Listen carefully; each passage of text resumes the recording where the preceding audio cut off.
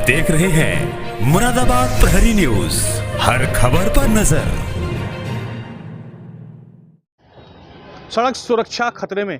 जी हां, मुरादाबाद में प्राइवेट संस्थान द्वारा संचालित किया जा रहा फिटनेस सेंटर की जब हमने खबर प्रकाशित की और इस संबंध में जब आरटीओ राजेश कुमार से बात करनी शुरू करी तो उन्होंने साफ कह दिया कि आरटीओ का जो फिटनेस सेंटर है, वाहनों का फिटनेस सेंटर जो है वो प्राइवेट संस्थान द्वारा संचालित किया जा रहा है।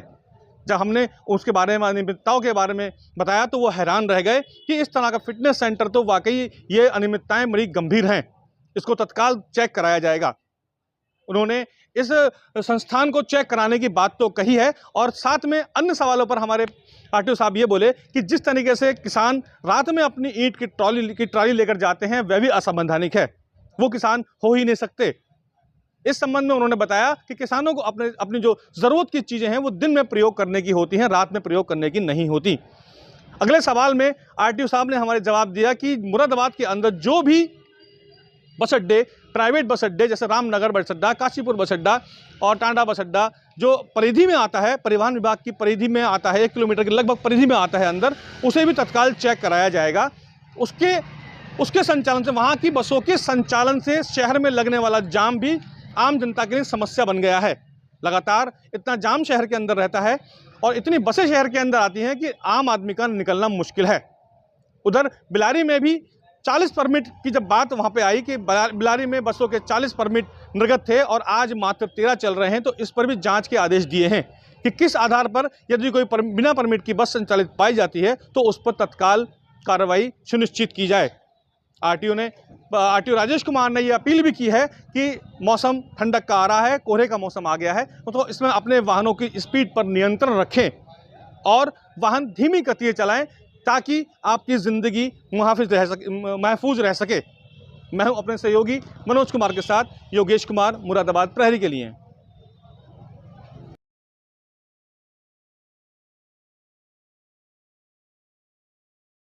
सर, जैसा कि फिटनेस सेंटर पे अनियमितताओं का मामला सामने आया है, इस बारे में आप क्या कहना चाहते हैं? आपने अभी कुछ संदर्भ दिखाए हैं मुझको, आपने कुछ न्यूज़ भी अपनी दिखाई है और कुछ आपने वीडियो दिखाए हैं। इस संदर्भ में हम लोग अपनी टेक्निकल टीम भेज करके उसकी जांच कराएंगे औचक रूप से, और जो भी अगर गलती पाई जाएगी उसके खिलाफ कड़ी कार्रवाई की जाएगी के लिए उच्चाधिकारियों को पत्र लिख दिया जाएगा। सर, एक और मुरादाबाद की प्रधान समस्या है जो काशीपुर रामनगर का अवैध बस अड्डा है जो कि रोडवेज के बिल्कुल बराबर में स्थित है, उस पर भी थोड़ा जनता को परेशानी होती है, उस पर क्या कहना चाहते हैं? इस बारे में आपने बताया है तो मैं अभी जांच कराऊंगा कि बस अड्डा पहले प्राइवेट का था कि रोडवेज का था। अगर प्राइवेट का बस अड्डा बाद में बना है और ड्यू परमिशन बना है नगर आयुक्त महोदय से या जिलाधिकारी महोदय से, तो उस संदर्भ में उनसे बात की जाएगी, उसका फिर आगे हल निकाला जाएगा। सर, इस तरह की जो बातें होती हैं प्राइवेट बस अड्डे की, बिलारी में भी काफ़ी ज्वलन समस्या है इसमें, तो क्या आपने वहाँ का संज्ञान लिया है? नहीं, अभी कोई संज्ञान हमारे पास, क्योंकि पहली बार आपने बताया है और वैसे कोई शिकायत RM रोडवेज द्वारा या किसी की भी नहीं गई है। और बस अड्डे को देने का अधिकार नगर आयुक्त महोदय के पास रहता है, वो नगर आयुक्त महोदय उसको देते हैं। उसकी जांच हम कराएंगे कि वो बिलारी वाले बस अड्डे की भी जांच कराएंगे इस संदर्भ में। सर, कुछ जगहों पर बताया जा रहा है कि विदाउट परमिट बसेस जो है अनफर्म में दौड़ती हैं और हादसों का शिकार कर रही हैं लोगों को। विदाउट परमिट जैसी बसों की चेकिंग का तो लगातार हमारे अभियान चलता रहता है। अगर कोई भी वाहन विदाउट परमिट पाया जाता है बसों के संदर्भ में आपने जो बताया है, तो उसकी हम जाँच और कराएंगे और लगातार इसकी जाँच की जा रही है। पूरे मंडल में सभी प्रवर्तन अधिकारियों को सख्त निर्देश है कि किसी भी दशा में विदाउट परमिट कोई वाहन न चलने पाए। सर, आरटीओ ऑफिस के बाहर अवैध वेंडर्स बैठे रहते हैं, इस संबंध में शिकायतें प्राप्त हो रही हैं लगातार। मैं इस संदर्भ में आपको अवगत कराना चाहूँगा कि परिवहन विभाग के सभी काम जो जनता से जुड़े काम हैं, चाहे लाइसेंसिंग का हो, चाहे रजिस्ट्रेशन का हो, चाहे वाहन का ट्रांसफ़र का हो, चाहे टैक्स जमा करने का हो, चाहे फिटनेस का हो, सब ऑनलाइन हो गए हैं। फिटनेस हमारे यहाँ प्राइवेट में चली गई है, फिटनेस सेंटर 2 हैं, वहाँ जाएँ, उनके यहाँ पर आने की ज़रूरत नहीं है। लाइसेंस हमारा DTI कांटकोट में, वहाँ पर अपना फॉर्म भर करके जाएँ, टेस्ट अपना करना है।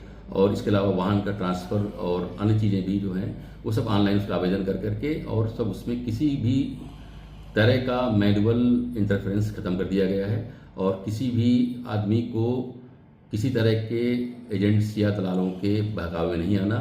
वो अपना फॉर्म भर लें, पूरी फॉर्मेलिटी पूरी कर लें और अपना एप्लीकेशन दे दें, उनका ऑनलाइन पर काम कर दिया जाएगा। सर, कुछ लोग जो अनजान और अनभिज्ञ हैं वो इन लोगों के चक्कर में पड़ जाते हैं और जब निरीक्षण होता है तब तो कार्यालय के बाहर सब सफाई हो जाती है, लेकिन उसके बाद पुनः ये लोग अपना डाल लेते हैं। इस पर विभाग द्वारा क्या कार्रवाई की जाती है? इस संदर्भ में हम लोग समय समय पर अभियान चला करके और पुलिस प्रशासन के सहयोग से हटवाते हैं इनको, और लगातार इनके खिलाफ कार्रवाई की जाती है। कई बार कार्रवाई की भी गई है। मैं एक बार पुनः मैं ARTO से सभी ARTO से कहूँगा कि मंडल में सभी जगह SSP साहब से मिलकर के इनके खिलाफ कार्रवाई कराएं। और सर एक बात की जाए, एक बात आई थी कि ये जो ईंटों की ट्रॉलियाँ निकलती हैं रात में, जो वाणिज्य कर को भी नुकसान देते हैं और परिवहन विभाग की भी राजस्व की चोरी होती है और हादसे भी होते हैं इनसे। कई बार रात में ओवरलोड भर के लोग ईंटें ले जाते हैं, उसको कई बार पकड़ा भी गया है, लेकिन अब भी वो रातों में दौड़ रहे हैं। इस पर क्या करें? ईंटों की ट्रालियाँ बिल्कुल खुद की ईंट ढोने के लिए किसान की अगर ईंट ढोते हैं तो कोई दिक्कत नहीं है, लेकिन अगर उसका कमर्शियल यूज करते हैं वो ईंट ढोने के लिए, तो उसका वो बिल्कुल अविधिक है, इलीगल है। ऐसे वाहनों के खिलाफ हम लोग लगातार कार्रवाई करते रहते हैं। और मैं सबसे अपील करूंगा किसान भाइयों से कि वो किसी भी दशा में अपने कृषि कार्य हेतु प्रयुक्त वाहनों को केवल कृषि कार्य में ही प्रयुक्त करें, और या स्वयं के अपने घर के सामान ढोने के लिए करें। किसी भी दशा में इसके कमर्शियल प्रयोग न करें, क्योंकि ये अविधिक है और इसमें पकड़े जाने पर बहुत ज़्यादा जुर्माना लगता है। सर, यातायात में हमें जनता से क्या अपील करना चाहते हैं हमारे चैनल के माध्यम? यातायात में जनता से मैं अपील करना चाहूँगा कि ये जल्दी ही पूरा शुरू होने वाला है और ठंड का मौसम है। इस दौरान विजिबिलिटी बहुत पुअर हो जाती है, दृश्यता बहुत कम हो जाती है और इससे बहुत से एक्सीडेंट होते हैं।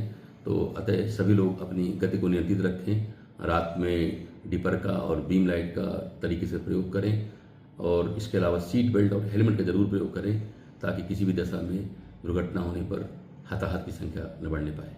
सर, कार्यालय की खिड़कियों पर जैसे कई बार पीछे भी कहा गया है अनावश्यक लोग ना आए, लेकिन फिर भी वो लोग बाहर जो बैठे हैं उनके लोग आकर खिड़कियों पर खड़े होते हैं, जिससे लोग आम जन अपना काम नहीं करा पाता। ये तो जनता का ऑफिस है, जन ऑफिस है, तो लोग आते हैं तो उनको हम देखते अब देखेंगे और देखते भी रहते हैं। बीच बीच में खुद उठ के जाता हूँ, पूछता हूँ कि आपका क्या काम है, और जो लोग बताते हैं कि मेरा ये काम है, उसको काम करवाते हैं। हम जनता को इसको देखेंगे कि अगर कोई ऐसे अवैधानिक आदमी आते हैं तो वो ना ले पाए। ठीक।